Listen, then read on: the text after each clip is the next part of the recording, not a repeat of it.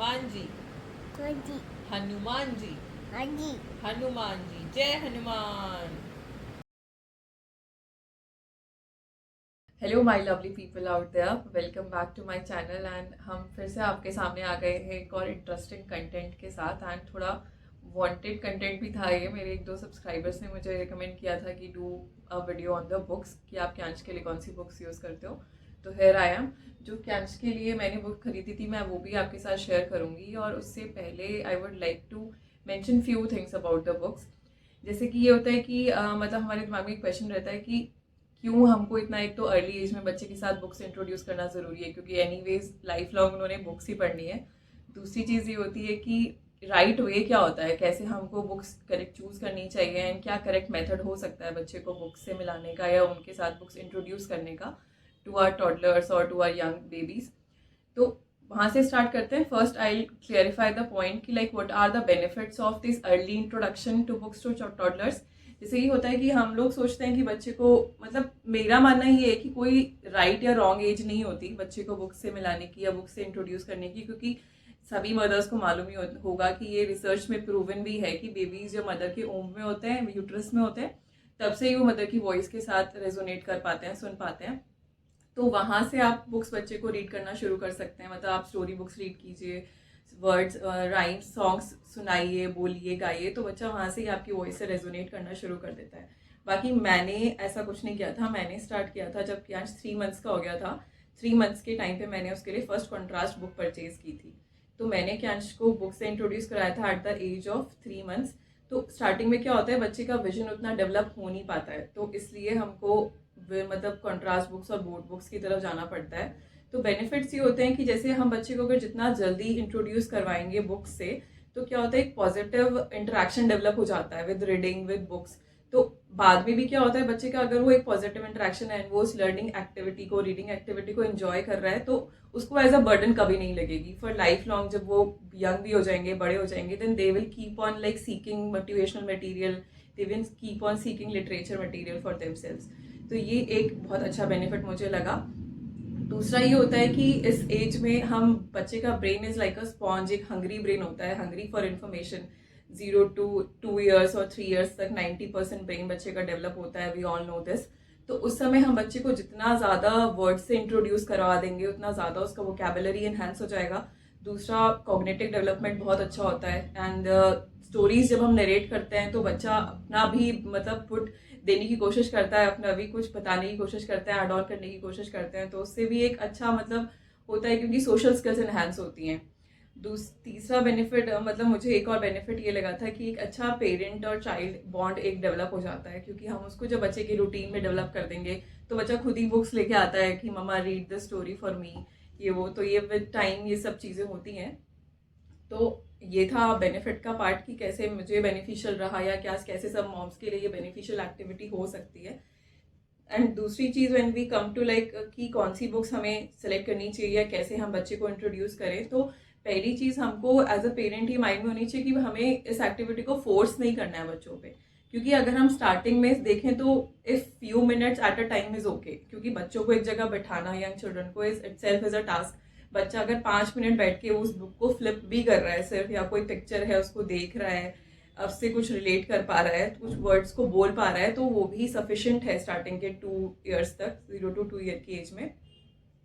तो और बच्चे से बिल्कुल ना जीरो एक्सपेक्टेशंस रखिए, क्योंकि इस एज में हमको ये नहीं करना है कि हमें उसको, सपोज कोई मैं वर्ड उसको बोल रही हूँ तो उससे मुझे उसको, मतलब उसको इंटेलि मतलब समझाना है कि हाँ ये मुझे बोल के बताएगा या ये समझ रहा है, इसका मतलब क्या होता है। नो, इस एज में जस्ट हमें वर्ड्स, बच्चे से वर्ड्स निकलवाने हैं। भले ही वो तुतला के बोल रहा है, गलत बोल रहा है, what ever he is speaking, let him speak, let him flip the pages. हो सकता है वो आपको स्टोरी अपनी कंप्लीट ही ना करने दे, जैसे ही आप बुक के पेजेस फ्लिप करना शुरू करो, तो कोई उसकी एक हो सकता है पर्टिकुलर पिक्चर फेवरेट हो उसमें, तो वो फटाफट फ्लिप करके वहीं पे आ जाएगा and he will stuck on there. तो वो कोई बुरी चीज नहीं है, अच्छा है। स्टार्टिंग में अगर ऐसा भी हो रहा है तो इट्स वेरी गुड। तो यही था इंट्रोडक्शन का पार्ट कि कैसे इंट्रोड्यूस कर सकते हैं। दूसरा, हमको एज अ पेरेंट ये करना है कि हमको बच्चे के लिए उन वर्ड्स को, उस एक्टिविटी को बोरिंग नहीं बनाना है। We should keep that like interesting. कोई भी, आप मंकी है सपोज, आप मंकी के बारे में कोई स्टोरी बिल्ड कर लीजिए, नरेट कीजिए, सॉन्ग्स, मतलब उसको keep it, sing it, rhyme की तरह फॉर्म में बताइए, तो बच्चा उसको क्या करेगा, एक इंटरेस्टिंग एक्टिविटी की तरह देखेगा कि yes we are doing something interesting, क्योंकि रीडिंग उसको बोरिंग लगने लगेगा। अगर हम will sit him like this and start reading the story तो बच्चा बोर होने लगेगा, वो नहीं हो पाएगा। तो इसलिए हमको स्टार्टिंग में बच्चे को सिर्फ स्टोरी नरेट करके सुनाना है कि तो हमारे वर्ड्स के साथ बच्चा रेजोनेट कर सकता है।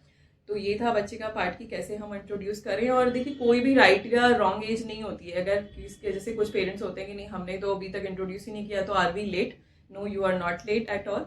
कोई भी राइट या रॉन्ग एज नहीं होती है। जब आपको लगे कि आपका बच्चा रेडी है बुक से इंट्रोड्यूस होने के लिए, आप इंट्रोड्यूस कर सकते हैं, स्टार्ट कर सकते हैं। सो ये था लाइक कैसे इंट्रोड्यूस करें, जो कि मैंने जिन चीज़ें फॉलो की वो मैंने अपने एक्सपीरियंसेस आपसे शेयर किए। अब मैं कुछ टाइप्स ऑफ बुक्स आपसे शेयर करती हूँ जो मैंने कैंच के लिए परचेज की हैं।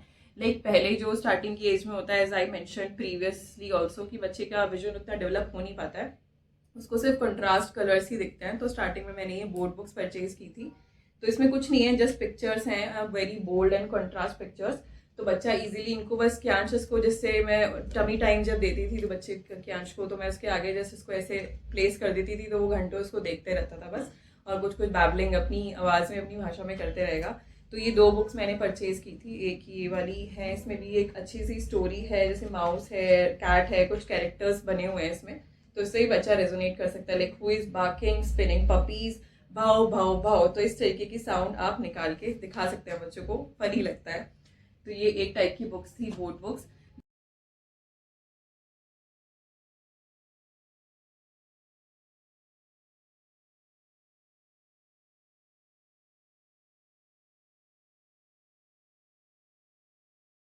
दूसरा मैंने ये क्लांच के लिए एक क्लोथ बुक परचेज की थी। इससे भी काफ़ी, अब तो खैर इस बुक की हालत ख़राब हो चुकी है क्योंकि बहुत ज़्यादा ही क्लांच ने ये पढ़ दी है। तो ये इसमें ये सब कैरेक्टर्स जो हैं क्लोथ के हैं, इसको आप पार्ट टाइम में यूज़ कर सकते हैं, वेट हो जाएगी तो कुछ फ़र्क नहीं पड़ता। और ये पर्सनलाइज बुक्स अवेलेबल है, मैंने एक इंस्टाग्राम स्टोर से परचेज की थी। दूसरी बुक्स जो मेरे पास अवेलेबल हैं वो ये हैं, मतलब बहुत टाइप की बुक्स आती हैं बच्चों के लिए, बट मैं बेसिकली प्रेफर करती हूँ ये बोर्ड बुक्स, क्योंकि बच्चा इनको एक तो इजीली फ्लिप कर लेता है, उनकी पेंसिल ग्रिप एनहांस होती है, फ्लिप कर सकते हैं बच्चे इजीली। दूसरा, फटने का डर नहीं रहता है क्योंकि बच्चे इसको फाड़ नहीं पाता है, काफ़ी स्टडी बुक्स होती हैं।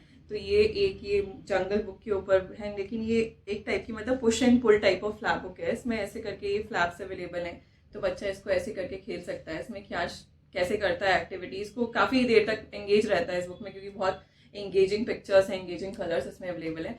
तो एक तरीके की push and pull flap book है।